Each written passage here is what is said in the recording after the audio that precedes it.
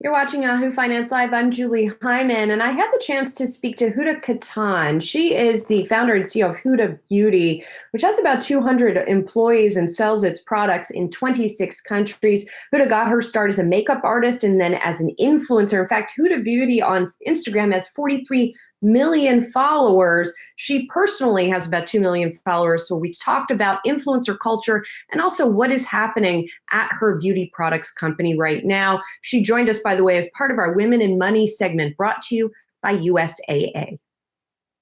This has been a tough time. It's unprecedented. Nobody really understands how to navigate through this. And as a beauty company, it's been incredibly challenging. I think one of the things that we've been really trying to figure out is, do we talk about makeup during this time when the reality is people want to be home?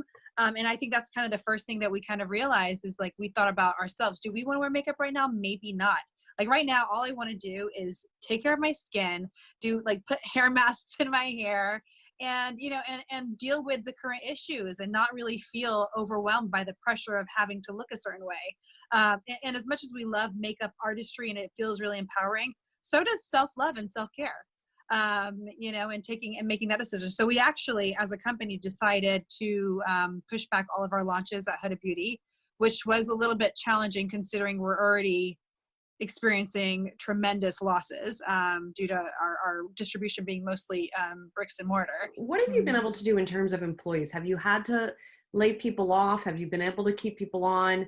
Have you had access to some of the stimulus programs that are out there? What have you been doing on that front?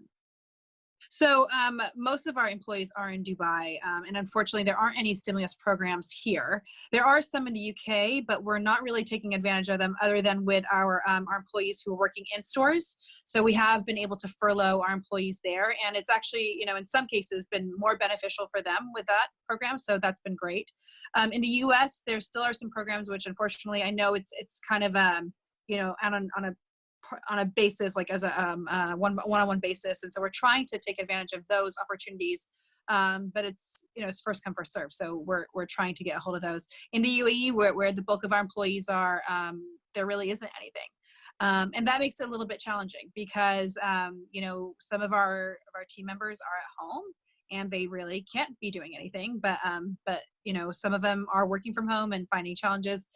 The one thing we felt is through all of this right now, people are so worried about their health. They're so worried about, the future and what's going on right now, that the last thing we wanted people to be worried about was their jobs.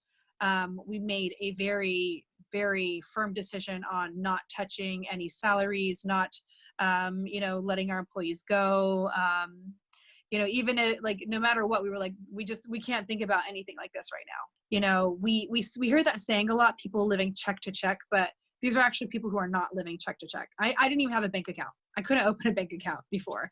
So it's really challenging to think about people who are literally living job to job, like gig to gig. And that's really, it's hard to imagine what some of these people are going through. How do you think influencer culture is going to have to adapt to this? Influencers are going to have to adapt with the way they speak to people, because I think that they've been so used to being like, oh, look at what I have, look at what I have. And it's like, if this is what your influence is for, if this is why you are here, just for this, this lifestyle, then you're going to find that more and more people are going to find you annoying or not, perhaps tone deaf, or not really thinking about the community as a whole. There's definitely going to be, I don't know if it's going to die, the influencer culture, but I definitely think it's going to need to be adapted in order to be long-term. I think a lot of influencers are going to have a hard time. Hey investors, Zach Guzman here. Are you interested in learning more about the markets and getting the latest financial news? Well, then click right here to subscribe to our Yahoo Finance YouTube channel. Get the latest up-to-the-minute market analysis, big interviews in the world of finance, and information on how to manage your money every day wherever you are.